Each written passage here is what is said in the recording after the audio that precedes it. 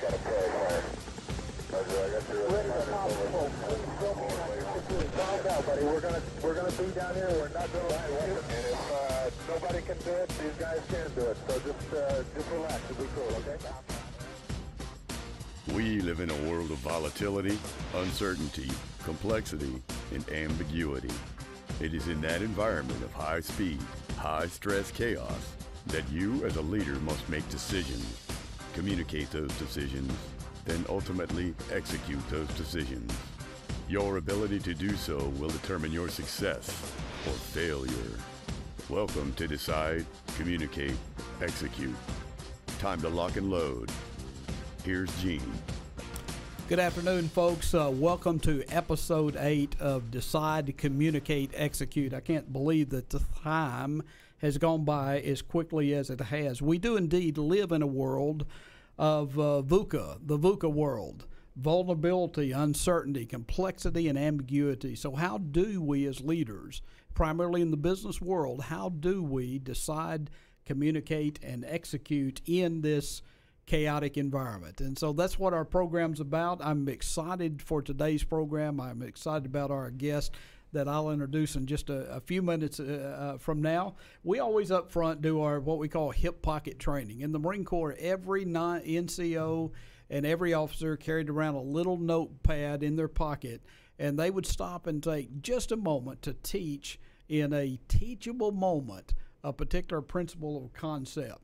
So, Anna, if you'll forward that, I want to show you and remind you here of what Boyd's OODA Loop. We talk about this virtually every week simply because it provides us a framework for dealing with the world.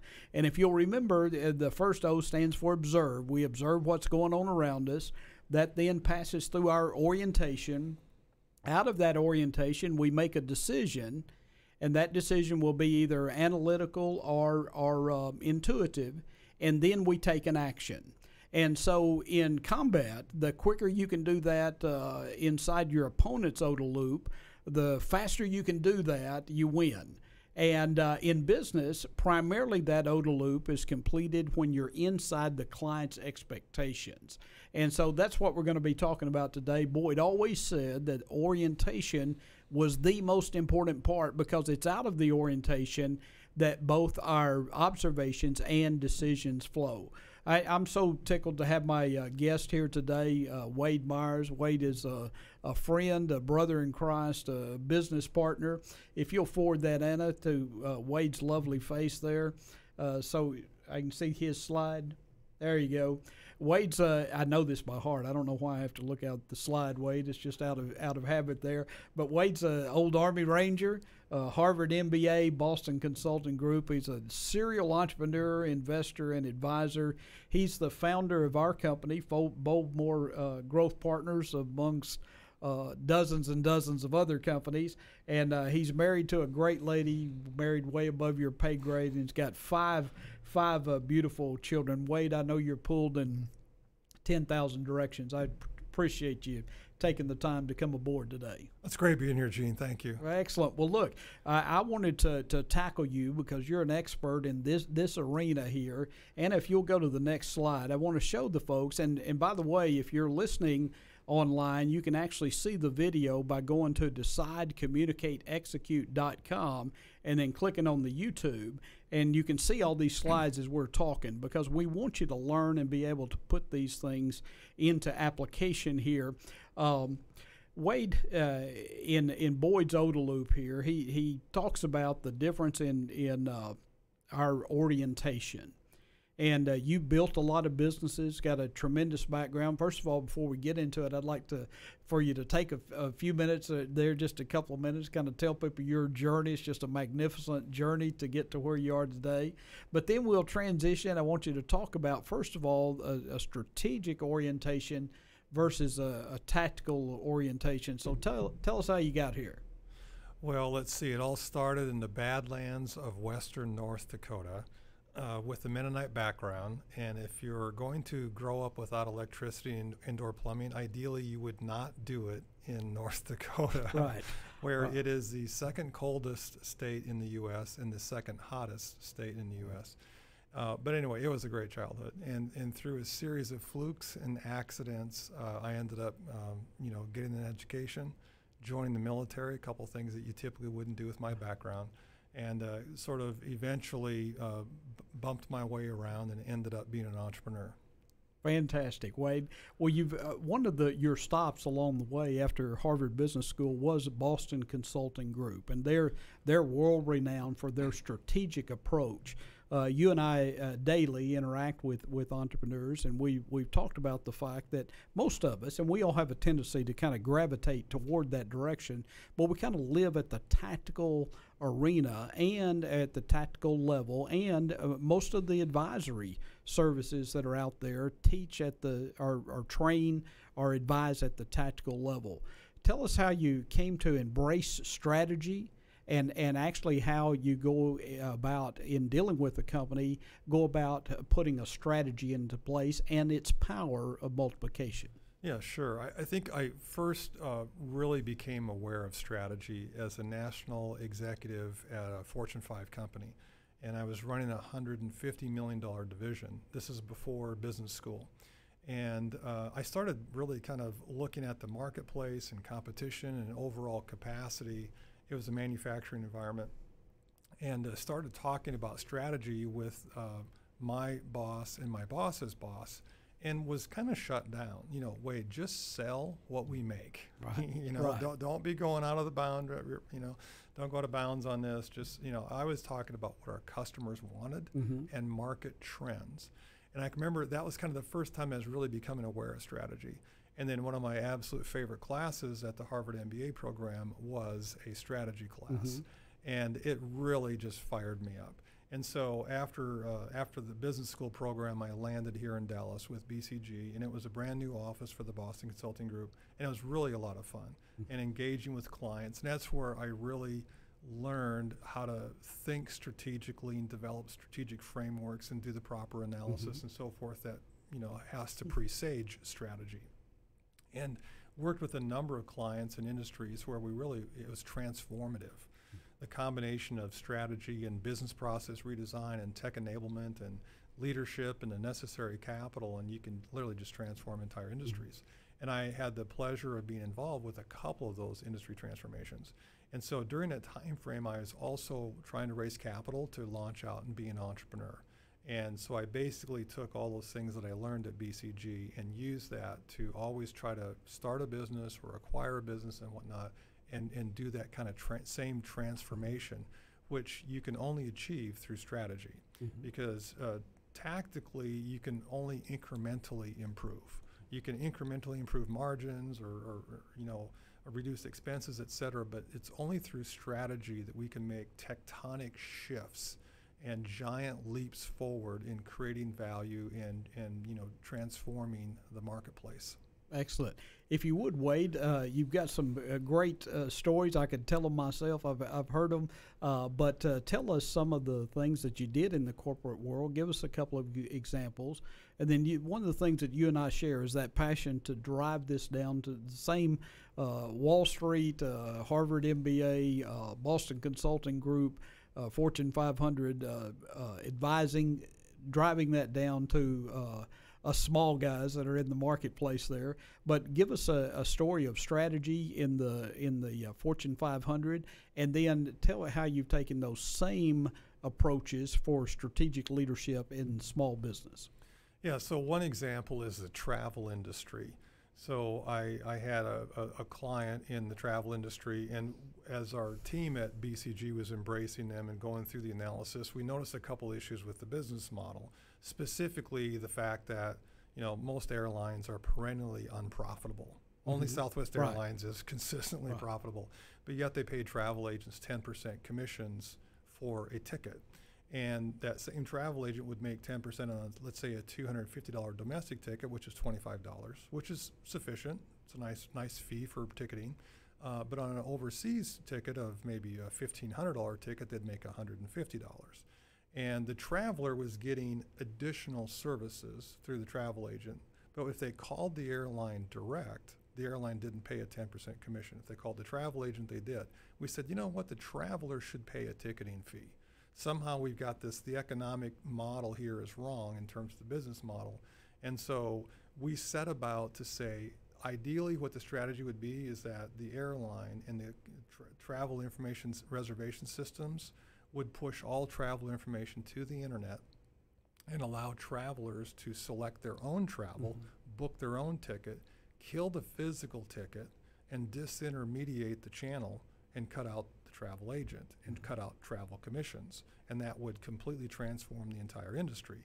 And most agencies would either go out of business, or they'd become specialists like a cruise specialist, or go inside the corporation as a corporate travel, reservation agent, and they would charge a ticketing fee. And we said that's the way the market should be. And then we helped that client lead that entire transformation, including developing one of the largest online travel websites as all part of that transformation. But it took cutting commissions eventually to zero. And forcing that industry to realign with the proper business model. And it also took killing the ticket and putting kiosks in airports and those kinds of things. So that was an example where it was unbelievable experience to live through that and see the rise of the internet as well, and that tech enablement and how it helped transform, but only with the combination of analysis, right? Rigorous analysis first, what's the situation, and then kind of that dynamic synthesis of what it could be, should be, and coming up with this unique kind of strategy and value proposition, and then building that out with decisive execution. So there's a number of other situations like that, but in the midst of all of that, I was really excited to do this for myself as an entrepreneur, right? And that's kind of what led to me launching out and being an entrepreneur. Fantastic. Well, one of the things that we talk about trying to reduce chaos, Wade, is the fact that when you think strategically versus tactically, one of the ways to speed up that OODA loop is the fact that when you think strategically, it will actually ultimately reduce the number of decisions that you have to make. And also, you mentioned there coming in and really doing great analysis before anything.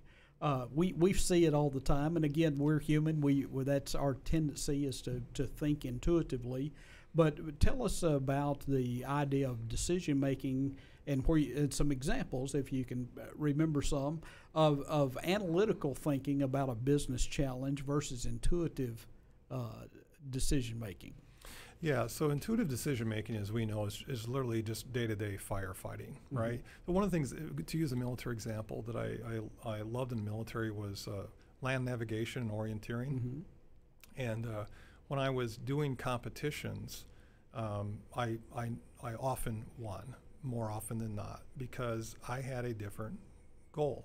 I thought strategically. I looked long-term. So I would shoot an azimuth or look at the map, and I'd pick out a point a long ways away, like a tree on top of it, and just run. Everybody else was doing the tactical, kind of looking at the map, stopping, shooting an azimuth, and just going sort of one step at a time. I was running a half mile at a time. And then when I got to that tree, then reorienting really quickly and closing in the objective. So strategy is all about a longer term view of what we're trying to achieve. But we can't really get to strategy until we've done the rigorous analysis. And at Boldmore, as you know, we call that the battlefield analysis, which is everything. It's the strategic context. So the competitive analysis, what are all the competitors doing? What do they have for offerings? How are they pricing? What is their go-to-market strategy? There's all kinds of analysis around demand analysis. What are the demand trends? What are the customers demanding? What are their preferences? What are their alternatives and substitutes that the customers have available to them? What's their degree of price sensitivity, et cetera? And then there's benchmark analysis to benchmark a company's performance relative to their peers in their industry, financial benchmarks, operational benchmarks, et cetera. And there's just a host of analyses that need to be done to really understand everything that is influencing this. So entrepreneurs that only think tactically are typically internally focused on just their business, their products, their customers, and their employees.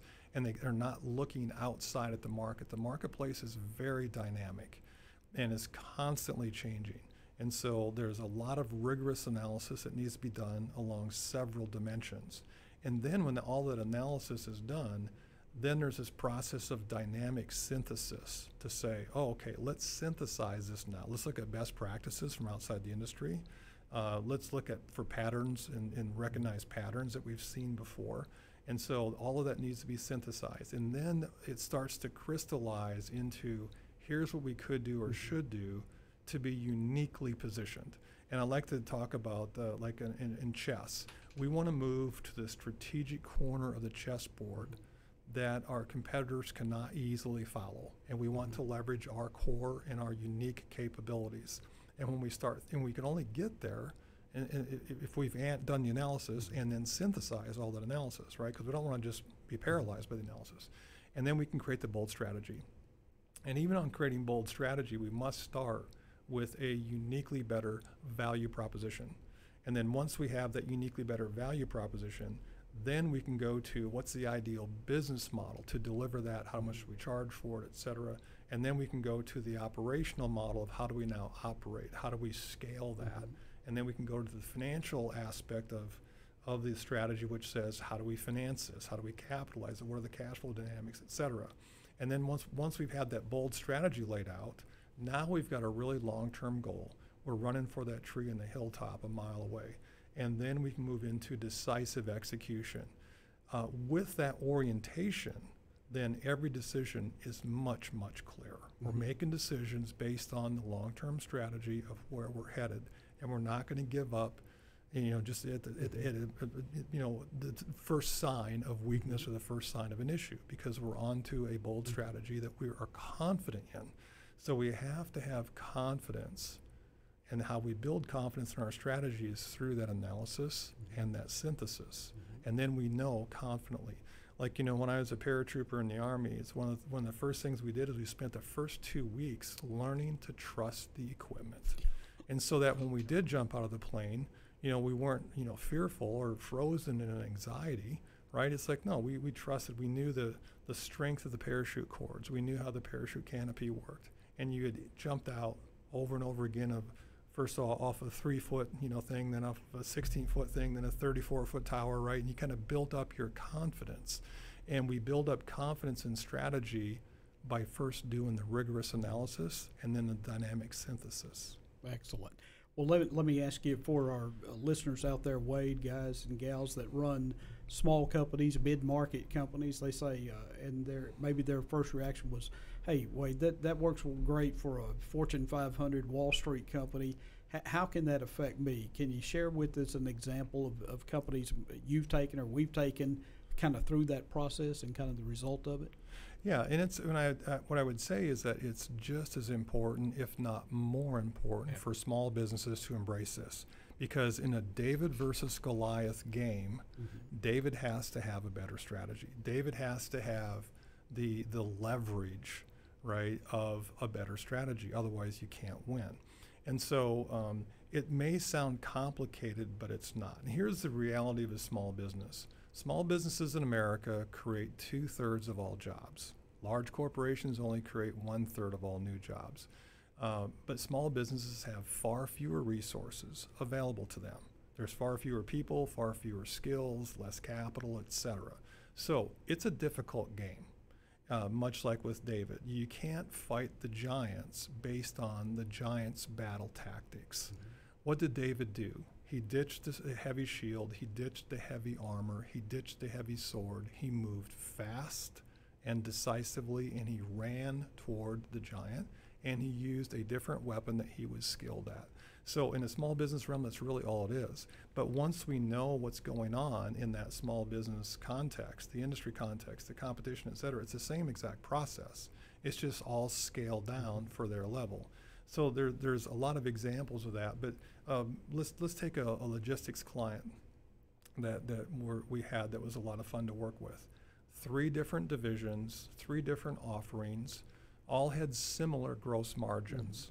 So, at a 5,000-foot level, it's the plan for that particular entrepreneur was simply grow all 3 divisions because, hey, they all had the same gross margins. But yet, when we did the analysis, we could see that most of the G&A costs, most of the overhead was allocated towards one division where almost all the people were.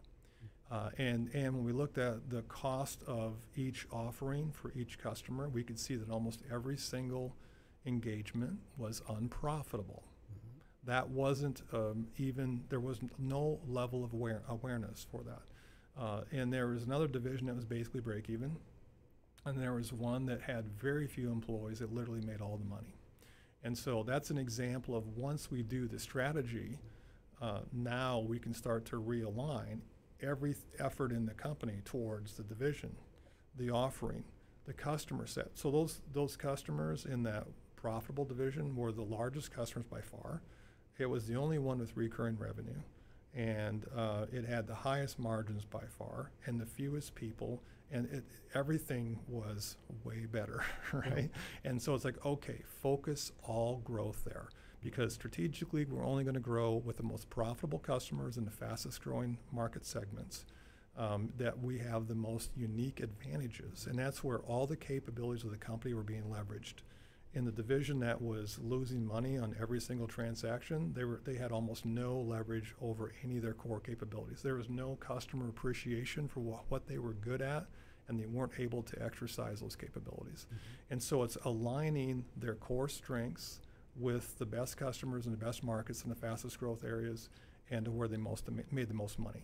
And simply by shifting the focus to say only grow with these offerings, and either reduce or eliminate or sell off or whatever these others, that then was completely transformative for that company. Yeah, that was a fun project, Wade. I had the privilege of being on it with you, and it was ultimately executed there by an entrepreneur that was very decisive, made the decisions, pulled together the team around him, and actually executed the plan. So that was excellent. Speak, if you would, there are times flying by, speak, if you would, Wade, to this transition that's taken place out in the marketplace now. And all these entrepreneurs, so graybeards like myself, that are coming up, their businesses are coming up, and the leadership that's going to be required on their part to actually maximize everything that they've worked for. Address that for us, if you would. Yes, the baby boomer generation, our generation, was very entrepreneurial. And about 2/3 of all small businesses in America, there's about 1.5 million of them, between 1 million and 100 million in revenue. So that's a nice size. There's 1.5 million businesses. 2/3 are owned by baby boomers. Average age is 62.5. They will all transition in the next 5 to 10 years, whether they're ready or not. Now, according to Exit Planning Institute research, and they do a massive survey every year, the vast majority of those business owners have never thought about exit, don't have an exit advisor, don't even know what the exit options are, and just are ill-prepared for what's about to happen. Like a quote that we came across that we enjoy, every entrepreneur, 100% of them, will exit. Right. They just may not be ready. Yeah. Now, their survey research also shows that 50% of all transitions are completely unplanned. The 5 Ds, divorce, death, disability, disease, and disagreement among partners, et cetera. So this is a huge problem. So there's about 10 trillion of business value of those businesses between 1 and 100 million that are owned by baby boomers. That's 10 trillion of business value that will be transitioned. Now, if they're not ready for it, a lot of that value will be transitioned to competitors, because perhaps they die at their desk, perhaps something else happens, one of the other Ds, they're not prepared, the company's in disarray, the family members aren't ready to step in and take over, et cetera. A couple of other problems. That's a golf ball working its way through the garden hose, right? This sort of bulge bracket of baby boomer owners. There's literally not enough business brokers or M&A advisors in the U.S. to handle that kind of transaction volume. It's this huge surge coming through the system. There's not enough next generation entrepreneurs that are even interested in owning a small business. For every 3 baby business boomer owners, there's only 1 potential in the next generation that's even interested. So there's going to be either some kind of a forced consolidation or some kind of an issue there. And so this is a massive problem and also a massive opportunity. So what we're doing obviously is encouraging those entrepreneurs, get ready, right? Be prepared for this. It's a big deal. What would you say, Wade, is kind of the first step that somebody could start down that? We always kid about it. It's almost like selling life insurance. You don't want to think about it. I'm not going to die. Yeah, you are, and yeah, you're going to exit your business. Where's a place that a leader that's really showing stewardship of everything he's worked for, that's looking to protect his wife, or she's protecting her husband or their children, the future of it? What small baby steps they could start taking to get prepared? Yeah, it reminds me of being in the military and going through mobilization and about to go to the war zone. What the military is really good at that, lining us up and saying, okay, here's a stop, get your life insurance in place. Here's this stop, pack up this, here's that stop. And in a similar way, an entrepreneur has to say, hey, I'm going to take all the steps necessary. I'm going to document everything. I'm going to pull together all my historical documents, everything from legal documents, customer contracts, document everything, organize everything, get the financial statements policed up. A lot of entrepreneurs are fairly loose with how things are accounted for and how their financials look. It's basically getting everything in order as if you're gonna leave country for a while, right? And so it's really kind of organizing for all of that. It's also becoming aware and getting up to speed on all the different options. What do you want to do with this? Is this going to be a family asset that you want to keep in the family?